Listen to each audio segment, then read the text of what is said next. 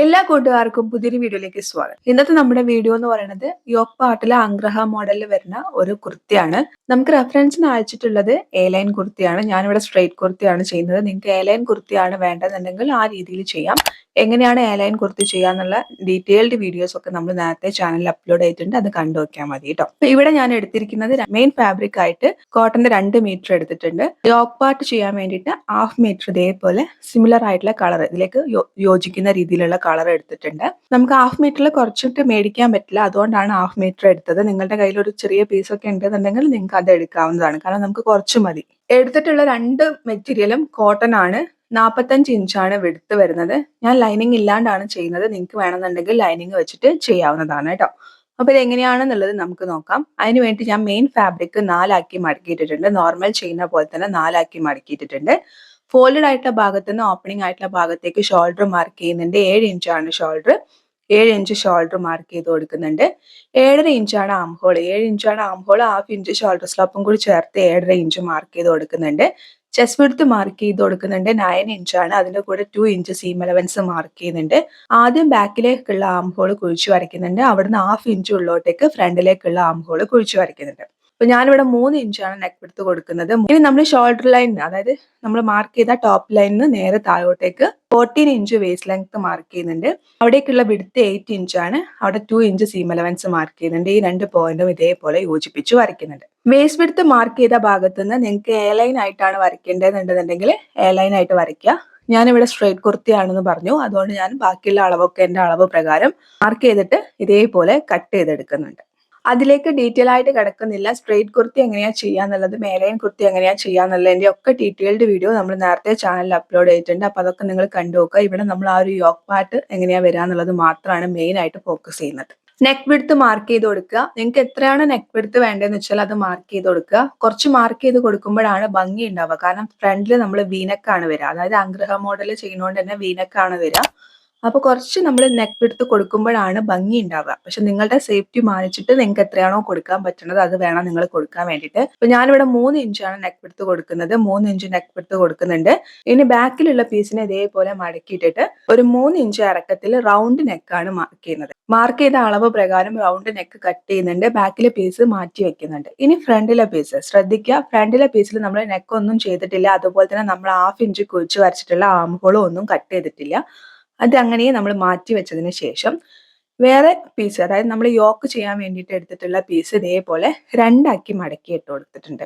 കുർത്തി മടക്കി ഇടുന്ന സമയത്ത് എത്രയായിരുന്നോ വിടുത്ത് ഉണ്ടായിരുന്നത് അത്ര തന്നെ വിടുത്ത് നമ്മൾ ഈ ഒരു പീസ് മടക്കി ഇടുന്ന സമയത്ത് ഉണ്ടായിരിക്കണം. അപ്പൊ ഞാൻ ഇതേപോലെ 2 മടക്കി ഇട്ട് കൊടുത്തിട്ടുണ്ട്.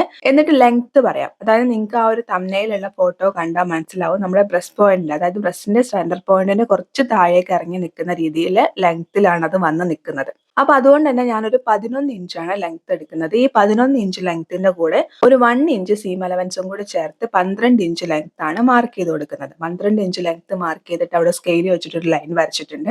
അതേപോലെ തന്നെ 12 ഇഞ്ച് ലെങ്ത് മാർക്ക് ചെയ്തിട്ട് ഒരു ലൈനും കൂടി വരച്ചിട്ട് ഇത് 2 പീസായിട്ട് കട്ട് ചെയ്തെടുത്തിട്ടുണ്ട്. ഞാൻ നേരത്തെ നിങ്ങളോട് സ്റ്റാർട്ടിങ്ങിൽ പറഞ്ഞിട്ടുണ്ടായിരുന്നു, നിങ്ങളുടെ കയ്യിൽ കുറച്ച് ക്ലോത്ത് ഉണ്ടെന്നുണ്ടെങ്കിൽ നിങ്ങൾക്ക് ആ ക്ലോത്ത് വെച്ച് ചെയ്യാമെന്ന് പറഞ്ഞിരുന്നു. ഇപ്പൊ ക്ലോത്ത് വെറുതെ വേസ്റ്റ് ആക്കണ്ടെന്നുണ്ടെന്നുണ്ടെങ്കിൽ നിങ്ങൾക്ക് എന്ത് ചെയ്യാന്ന് വെച്ച് കഴിഞ്ഞാൽ ഇതേ ഇപ്പൊ നമ്മൾ ഈ മാർക്ക് ചെയ്തതുപോലെ ഒരു ചാർട്ട് പേപ്പറിലോ ഒരു പാറ്റേൺ മേക്കിംഗ് ഷീറ്റിലോ ഒന്നും ഇല്ലാന്നുണ്ടെങ്കിൽ ഒരു ന്യൂസ് പേപ്പറിലോ ഇതേപോലെ മാർക്ക് ചെയ്തിട്ട് ആ ഒരു ഡിസൈൻ വരച്ചെടുക്കുക. എന്നിട്ട് അത് മുഴുവൻ വരച്ചു കഴിഞ്ഞതിന് ശേഷം നമുക്ക് ആവശ്യമുള്ള ആ അളവ് മാത്രം വെച്ചിട്ട് മെയിൻ ക്ലോത്ത് കട്ട് ചെയ്തെടുത്താൽ മതി. അപ്പൊ നിങ്ങൾക്ക് വേസ്റ്റേജ് ഉണ്ടാവില്ല.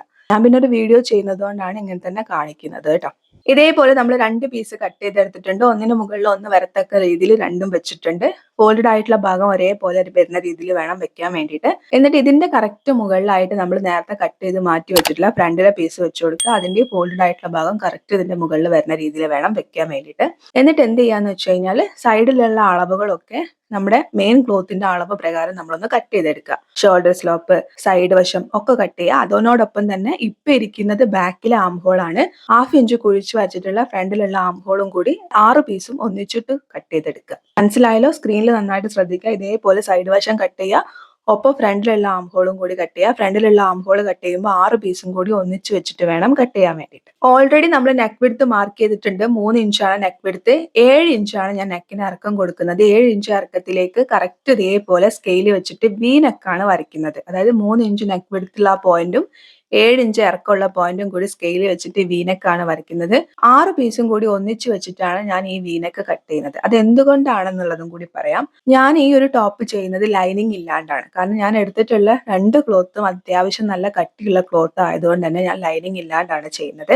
നിങ്ങൾ ലൈനിങ് വെച്ചിട്ടാണ് ചെയ്യുന്നതെന്നുണ്ടെങ്കിൽ നിങ്ങൾക്ക് ഫ്രണ്ടിലെ പീസിൽ നെക്ക് കട്ട് ചെയ്യേണ്ട ആവശ്യമില്ല. ബാക്കിയുള്ള 2 പീസിൽ മുകൾ ഭാഗത്ത് വരുന്ന 2 പീസിൽ മാത്രം നെക്ക് കട്ട് ചെയ്താൽ മതി. എന്നിട്ട് ഫ്രണ്ടിൽ ഈ നമ്മൾ എടുത്തിട്ടുള്ള ആ ലെങ്ത് ഇല്ലേ, അത്രയും ലെങ്ത് കട്ട് ചെയ്തിട്ട് ഈ യോക്ക് പാർട്ടും, അതായത് നമ്മളിപ്പോൾ കട്ട് ചെയ്ത് വെച്ചിട്ടുള്ള പീസും ഫ്രണ്ടിലെ പീസും കൂടി ജോയിൻ ചെയ്തിട്ട് ഒന്നിച്ച് ലൈനിങ് ചെയ്ത് കഴിഞ്ഞാൽ ആ ജോയിൻ ചെയ്ത ഭാഗം ലൈനിങ് വരുന്നത് കൊണ്ട് കവർ ആയിട്ട് പോകും. ഞാനിവിടെ ലൈനിങ് ഇല്ലാത്തത് കൊണ്ടാണ് ആ ഒരു ജോയിനിങ് ഒക്കെ വരുന്ന ഭാഗം പുറമേക്ക് കാണണ്ടെന്ന് വിചാരിച്ചിട്ടാണ് ഞാൻ താഴെ ഇരിക്കുന്ന കുർത്തി കട്ട് ചെയ്യാണ്ട് ഇതിനോടൊപ്പം തന്നെ സെയിം ഇതേപോലെ ചെയ്തെടുക്കുന്നത് കേട്ടോ. നിങ്ങൾക്ക് മനസ്സിലായെന്ന് വിചാരിക്കുന്നു. ഇല്ലെങ്കിൽ ഞാൻ മുന്നോട്ടേക്ക് പോകുന്നതിനനുസരിച്ചിട്ട് സ്റ്റിച്ച് ചെയ്യുമ്പോൾ ഡീറ്റെയിൽ ആയിട്ട് ഒന്നും കൂടി പറഞ്ഞുതരാം. നമുക്ക് ഇതുപോലുള്ള 2 പീസ് കിട്ടിയിട്ടുണ്ട്. അതിൽ ഒരു പീസ് വലതുഭാഗത്തുനിന്ന് ഓവർലാപ്പ് ചെയ്യുന്ന രീതിയിലാണ് നമ്മൾ കൊടുക്കുന്നത്. അതിൽ ഏതാണ് വേണ്ടതെന്നുള്ളത് നിങ്ങൾക്ക് തീരുമാനിക്കാം. എന്നിട്ട് എന്ത് ചെയ്യാന്ന് വെച്ച് കഴിഞ്ഞാൽ നമ്മുടെ ഈ വരച്ചിട്ടുള്ള വീനക്ക് അതുപോലെ തന്നെ താഴേക്ക് ഇറങ്ങുന്ന രീതിയിൽ വരച്ചു കൊടുക്കുക. എന്നിട്ട് കട്ട് ചെയ്യുക. സ്ക്രീനിൽ കാണുന്നുണ്ടല്ലോ, ഈ ഒരു രീതിയിൽ കട്ട് ചെയ്യുക. ഇനി ഇതിന്റെ താഴെ വരുന്ന പീസ് എന്ത് ചെയ്യാന്ന് വെച്ചാല് താഴ്ഭാഗത്ത്, അതായത് നമ്മൾ ഇപ്പൊ കട്ട് ചെയ്തിട്ടുള്ളത് വലതുഭാഗത്താണ്. ആ വലതുഭാഗത്ത് മുകളിൽ നിന്ന് താഴേന്ന് മുകളിലേക്ക് ഒരു 3 ഇഞ്ച് മാർക്ക് ചെയ്തിട്ട് ഈ വി ഷേപ്പ് ഈ 3 ഇഞ്ചിലേക്ക് കണക്ട് ചെയ്യുന്ന രീതിയിൽ നിങ്ങൾ സ്ക്രീനിൽ കാണുന്ന പോലെ ഒന്ന് വരയ്ക്കുക.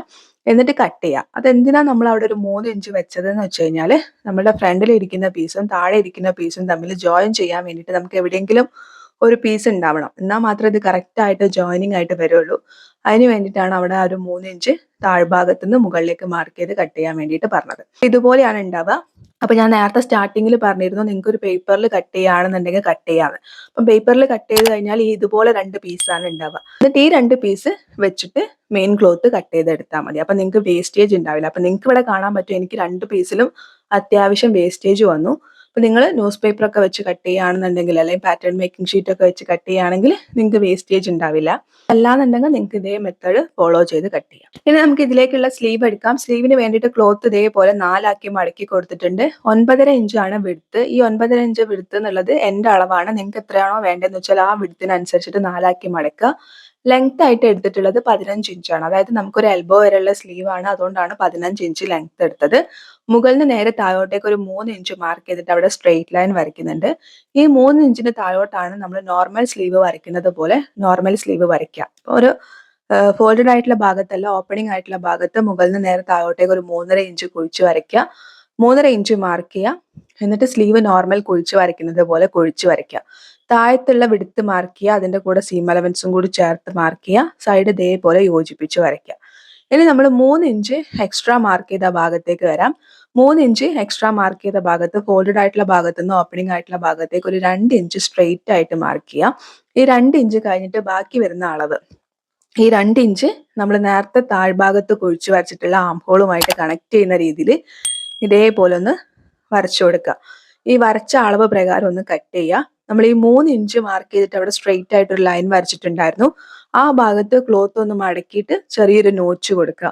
പിന്നെ ഫ്രണ്ടിലുള്ള ആം ഹോൾ ഒന്ന് കുഴിച്ചിട്ട് മാർക്ക് ചെയ്തിട്ട് 2 പീസ് മാത്രം, അതായത് 2 പീസ് മാറ്റിയിട്ട് ബാലൻസ് വരുന്ന 2 പീസിൽ ഫ്രണ്ടിലുള്ള ആം ഹോൾ കുഴിച്ച ഭാഗം ഒന്ന് കട്ട് ചെയ്യുക.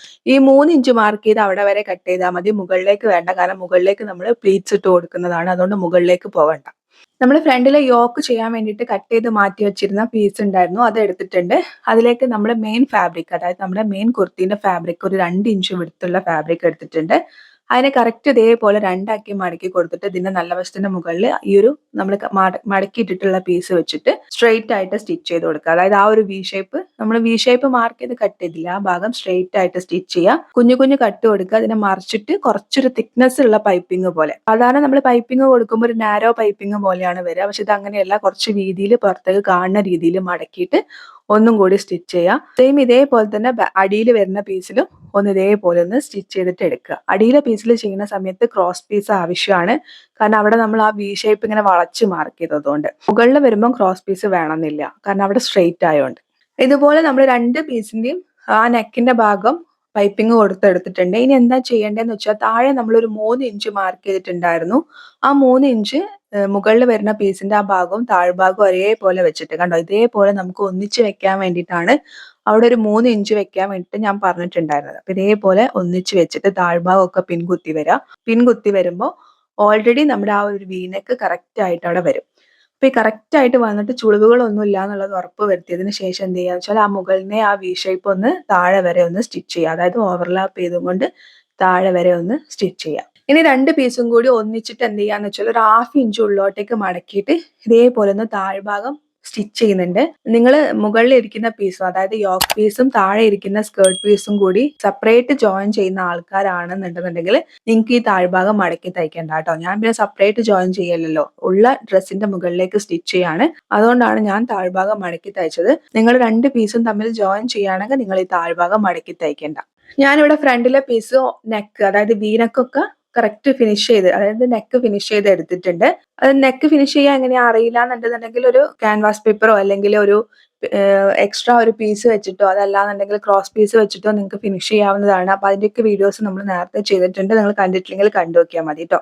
അപ്പൊ ഇതിപ്പോ ഞാൻ എന്താ ചെയ്യണമെന്ന് വെച്ച് കഴിഞ്ഞാല് ഇപ്പൊ ഇരിക്കുന്ന കുർത്തിന്റെ മുകളിൽ നമ്മൾ ഈ മാറ്റി, അതായത് ഓവർലാപ്പ് ഒക്കെ ചെയ്ത് വെച്ചിരിക്കുന്ന ഈ അംഗ്രഹ മോഡലിൽ വരുന്ന യോക്ക് പീസ് വെച്ചിട്ട് കറക്റ്റ് ആ അളവ് പ്രകാരം വെച്ചിട്ട് എല്ലാ ഭാഗവും ചുളിവുകൾ ഇല്ലാണ്ട് വെച്ച് പിൻകുത്തി കൊടുത്തിട്ട് നമ്മളിപ്പം താഴ്ഭാഗം സ്റ്റിച്ച് ചെയ്തിട്ടുള്ള ആ ഭാഗം അതുപോലെ തന്നെ നെക്കിന്റെ ഭാഗം ഒക്കെ ഒന്ന് പതിച്ച് സ്റ്റിച്ച് ചെയ്യാണ് ഞാൻ ചെയ്യുന്നത്. അതായത് ലൈനിങ് ഇല്ലാത്തത് കൊണ്ടാണ് ഞാൻ ഈ ഒരു രീതിയിൽ ചെയ്യുന്നത്.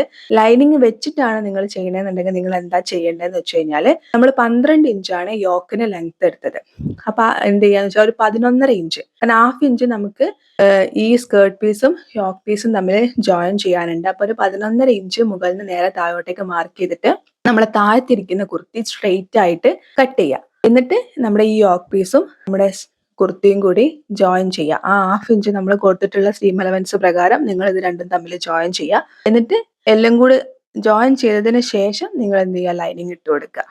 അപ്പൊ നിങ്ങൾക്ക് ഈ ഒരു ജോയിൻ ചെയ്ത സ്റ്റിച്ചും അതുപോലെ തന്നെ നമ്മുടെ ഈ ഒരു യോക്ക് പീസിന്റെ അടിഭാഗത്ത് വരുന്ന ഈ അംഗ്രഹ മോഡലിൽ വരുന്ന സ്റ്റിച്ചില്ലേ, ആ സ്റ്റിച്ചൊക്കെ അതിൻ്റെ ഉള്ളിൽ ഹൈഡ് ആയിട്ട് പോകും. എനിക്കിവിടെ ലൈനിങ് ഇല്ലാത്തതുകൊണ്ടാണ് ഞാൻ ഈ ഒരു രീതിയിൽ ചെയ്തത്. അത് എന്തുകൊണ്ടാണ് ആ രീതിയിൽ ചെയ്തതെന്ന് വെച്ച് കഴിഞ്ഞാല് ആ എന്താ പറയാ സെന്റർ തമ്മിൽ ജോയിൻ ചെയ്യുന്ന ആ സ്റ്റിച്ചും അതുപോലെ തന്നെ ഈ അംഗ്രഹ മോഡലിൽ നമ്മളിങ്ങനെ ഓവർലാപ്പ് ചെയ്തപ്പോൾ ഒരു പീസ് ഇങ്ങനെ താഴേക്ക് വരുന്ന ഭാഗമൊക്കെ ഉണ്ടല്ലോ, അപ്പൊ ആ ഭാഗമൊക്കെ ഇങ്ങനെ പുറമേക്ക് കാണുമ്പോൾ ഒരു അഭംഗിയായിട്ട് എനിക്ക് തോന്നി.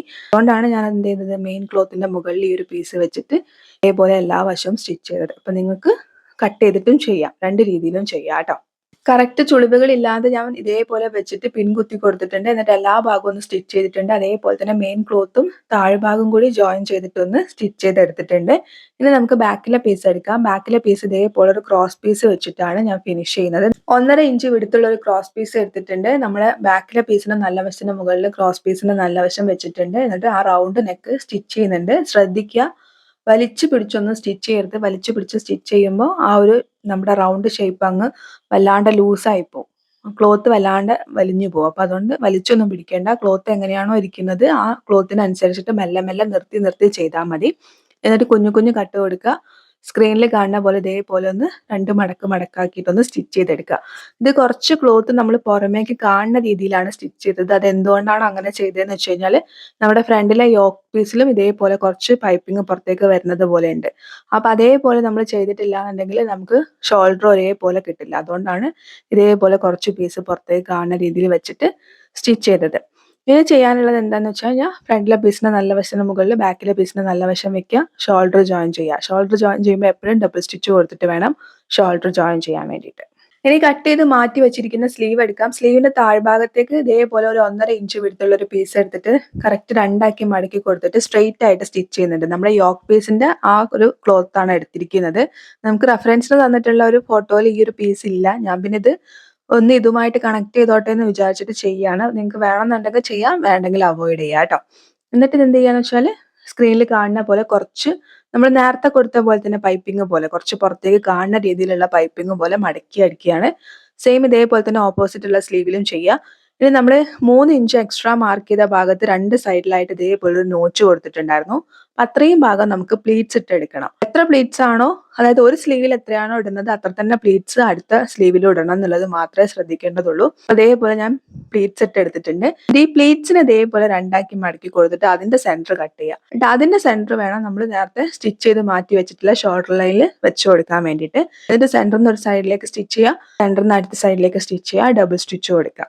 ഇനി നിങ്ങൾക്ക് എല്ലാവർക്കും അറിയാവുന്നത് പോലെ തന്നെ ബാക്കി സൈഡ് ജോയിൻ ചെയ്യുക. നിങ്ങൾ എ ലൈൻ കുർത്തി ആണെങ്കിൽ എ ലൈൻ കുർത്തിന്റെ രീതിയിൽ സൈഡ് ജോയിൻ ചെയ്യുക. ഇനി അതല്ല സ്ട്രെയിറ്റ് കുർത്തി ആണെങ്കിൽ സ്ലിറ്റ് അടിച്ചിട്ട് അതിൻ്റെതായ രീതിയിൽ ചെയ്തെടുക്കുക. അപ്പൊ ഇത്രയേ ഉള്ളൂ. വളരെ സിമ്പിൾ ആയിട്ട് നമുക്ക് ഇതേപോലെയുള്ള യോക്ക് പാർട്ട് ഒക്കെ ചെയ്തെടുക്കാവുന്നതാണ്. അപ്പൊ നിങ്ങൾക്ക് വീഡിയോ ഇഷ്ടപ്പെട്ടു എന്ന് വിചാരിക്കുന്നു. ഈ ഒരു വീഡിയോയിൽ നമ്മൾ മെയിൻ ആയിട്ട് യോക്ക് പാർട്ട് എങ്ങനെയാ ചെയ്യാന്നുള്ളതാണ് ഫോക്കസ് ചെയ്തത്.